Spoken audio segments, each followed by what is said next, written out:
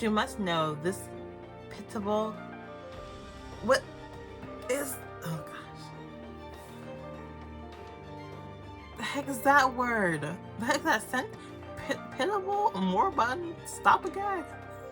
We're back again to play some games. We're back with Ikemen Vampire, and last time Leonardo took me to go meet Leonardo at the ball. We met up and now we're doing our first dance.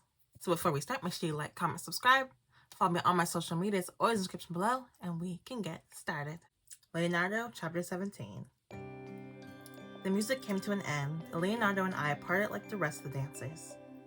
We did it, and with our reputations intact. Leonardo went to get me a drink to help me cool down. I watched him cross the hall. And just like that, he'd drawn a crowd. Whether in public or in high society, there was always those eager to talk to Leonardo. Honestly, it looked like they'd been waiting for a chance to pounce on him. It was true that Leonardo was a master of all trades by his own description. Had he created a stunning reputation for himself in this time as well? I wonder if people like this surrounded him when he was alive too. I can't be sure. I never asked him about it, but I imagine it was so. Handsome, popular, successful, and Just then, I mused on Lecompte's words. This mansion is populated by those who have left their names in the annals of history, and they are also vampires. I was the one who turned them, that is, give them a new life. They were resurrected in this mansion. The only living humans to enter this mansion by walking through that door are you and Sebastian. You say you resurrected them? How? The way I achieved that is both simple and at the same time difficult to explain. So did you just travel through time, picking people at random to bring back? It may seem that way, but I did not turn anyone into a vampire against their will. They all chose this? Those I turned had all died with regrets. There was something they wished to accomplish, even to their dying breath. Not the same regrets as you can imagine. Why did Leonardo want to come back to life? I have plenty of time to question him, but for some reason, I never thought to ask. Perhaps it was because Leonardo didn't seem like a man with regrets. He lived a long time for those days. Did he want to accomplish more? I haven't seen him paint or sculpt while he's here. Shouldn't he be catching up on those things as a vampire? I just can't picture his regret. It's none of my business. I shook my head. That information I learned from Sebastian had all been historical. There's still a lot I don't know about Leonardo. I'd like to change that. What was it like when he was alive? What did he think about the 19th century Paris? What did he think about certain people? I gazed at him, so far beyond my reach. Pardon? A well-dressed gentleman wearing a captivating fragrance had approached me. Here's the weirdo, Shakespeare. Please talk normal when you talk to me. Don't talk Shakespearean to me, please. What man leaves a beautiful flower to bloom alone by the wall? A gentleman in name only? Or have the fates blinded all eyes so I could be given the chance to speak to you alone? I pray thee, what does my lady think? I think you speak funny. His eyes, one was as yellow as a jewel and the other was a dull red, as if stained with old blood. I'm afraid you have me at a disadvantage, monsieur. Indeed, the folly was mine own. Allow me to remedy my rudeness by introducing myself. Shakespeare. My name is William Shakespeare. I know about you. I've been forced to read many of your stuff. You're William Shakespeare? The famous Elizabethan. I would think he was delusional if I wasn't already friends with Mozart and Newton. But could it be? Was he joking? Or was he another man out of his time? Hey, are you a vampire? Not the kind of question to ask him in a room full of people. The gentleman smiled, his voice dropping softly. Though a private matter, I'm another who bears life twice given gift after accepting Lecompte Saint Germain's conditions. Then you really are that William Shakespeare? Romeo and Juliet, Hamilton. Romeo and Juliet, Hamlet, and Midsummer Night's Dream? You know my work? That explains his antiquated style of speech. But the Comte never mentioned you, and you don't have a room in the mansion. I expect the good Comte didn't wish to mention my name, lest he confuse you more. It was my choice to leave the mansion. I now reside on the outskirts of Paris.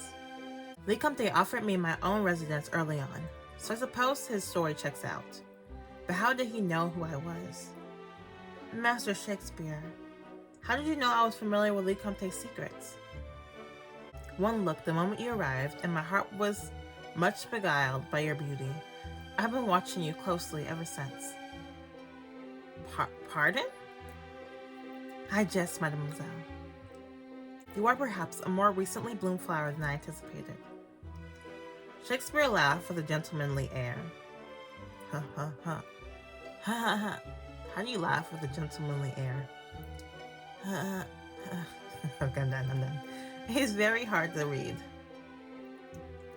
For his part, his strange eyes seemed to read me and my response like words on page. I do not like reading his part. I don't understand him. Verily, I received a summons to attend last month's banquet, the night you arrived. I caught sight of you with the others as I approached the door. Unfortunately, matters of such great urgency came to my notice that I had need depart in unseemly haste. It's a shame I didn't get to meet you before. Allow me to introduce myself. I'm Lauren. Lauren, the name is pure of sound, as the bearer is pure of heart. No wonder Leonardo holds you so dear.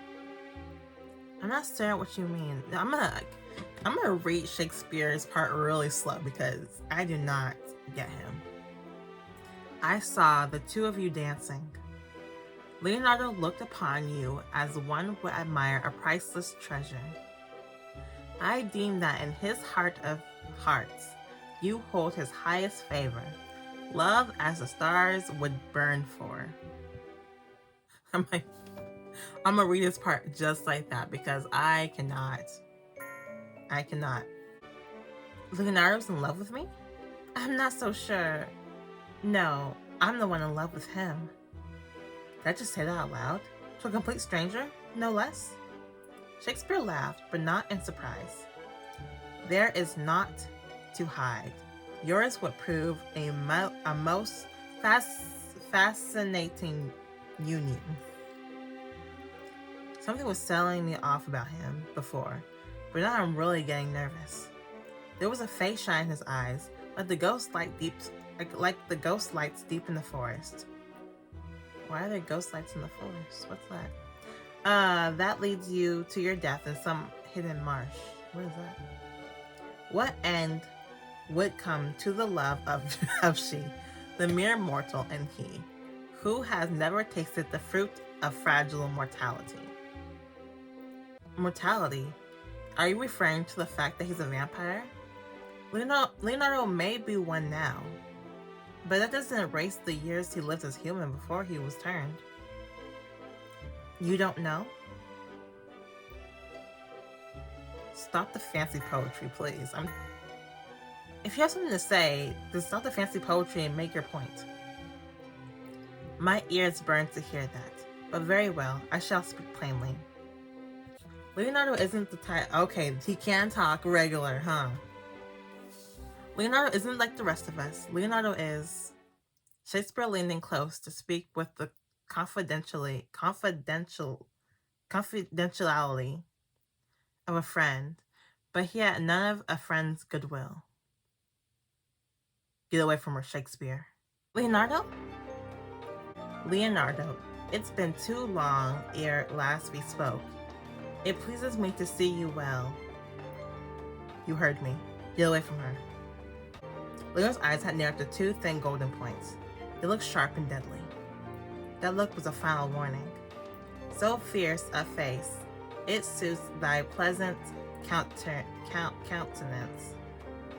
With such a story cast at the tip of my pen, you can't expect me to not show an interest in their ends, surely. If you want to write plays, then do it. You can even use my name as inspiration if you wish, but don't think involving anyone else. Involving anyone else? When you're the one who has taken her into your story and yet withheld certain pertinent details? I'm like, I'm really out here reading this guy's part like I'm a freaking elementary student. I gotta go slow and sound out everything. Say again? The lady and I were just talking, and it seems you never told her what you are. Leonardo did not look pleased. You knew they would be here tonight. Is that why you danced with her? Perhaps you sought balm from your particular quadri? Shakespeare. But you must know this pitiable... What is... Oh gosh. The heck is that word? The heck is that sent? Pitiable? Moribund? Stop a guy? Oh, I hate you, Shakespeare. Someone tell me what this is about. Shakespeare, will you just drop it? Aye, you hold her, but outside your heart, to protect her from the truth within. Whatever you want from me, you won't goad me into doing it. Can you imagine Shakespeare trying to press you, bro? From a normal man, I would expect an outpouring of bellowing rage at my audacity. But the everlasting man proves, as always, ever ineffable. They kept the conversation at a normal level, neither man raising their voice. Leonardo, if you don't throw hands, just throw a right hook. He writes poetry, he can't be that strong. but the tension, the challenge in their words, it was so palatable, I felt it crawl upon my skin. I don't know what they're fighting about, but something's going on, and it was just then someone bumped into me. A glass shattered at my feet. What? My dress was stained by red wine, and the spot growing as it sank into the fabric. On the floor lay the remnants of a wine glass, now shattered into 100 shining pieces. Oh no, your pure white dress! Pardon, mademoiselle. The glass slipped from my hands. A pale gentleman with freckles blushed crimson. It's fine. Besides, I'm unhurt. And yourself, monsieur? I'm unharmed. Kind mademoiselle, but I don't know how I can possibly make this up to you. Please, don't feel bad. It was an accident. All that matters is that no one was injured. This ball is going crazy. And that I get out of this dress soon. Everyone's starting to stare at us. The shining of glass had drawn everyone's attention to our corner of the hall. This night was turning into a nightmare. Carmia. Leonardo immediately doffed his coat and threw it around me, hiding the red splatter and concealing me from the prying eyes. Sorry about your dress. Should have protected you. Let's get back to the mansion. Leonardo, you just gonna let Shakespeare press you like that? We ain't gonna throw hands? What's he gonna do? Yes, that might be best. Gonna be me. Shakespeare watched quietly as Leonardo escorted Lauren from the ball. Boy, the man stopped beside him. He needs to mind his business. That's what he's not doing. He's not minding his business. A man stopped beside him, his long shadow falling over the amused bard. I didn't expect you to be here, Will. Or should I say your pen name, seeing as how we're in public. Gilliam. Well met, my good Comte. It is most rare and merry pleasure to see you tonight. Yes, I'm pleased to see you too. The Comte's cordial smile didn't reach his eyes. Comte, can you throw hands with him? Because he deserves it. For ruining everything, honestly. What were you talking to Leonardo about? Our conversation stirred your interest? I didn't take Le Comte for gossip. It looks like things were getting quite heated. Then you must sense the warmth of home and hearth. We spoke only of joyous matters, the celebration of love and life. He's lying. I see. Neither spoke for a long moment. It was Le Comte who finally broke their strained silence. I will not judge your actions, Will. But if you hurt my old friend or the woman he cherishes, I will hold you fully responsible. Le Comte turned and followed after Leonardo and Lauren. Shakespeare watched him go. You are stern, good Comte, but I mean no mischief. This time. Leonardo da Vinci, as character and actor, is of great interest to this humble maker of plays. Now that he has found his heroine to play alongside him, I find myself captive to the unfolding of this star-crossed romance. Mind your business. Give me a playwright's honor, if you please. I am but a patron of this tragedy.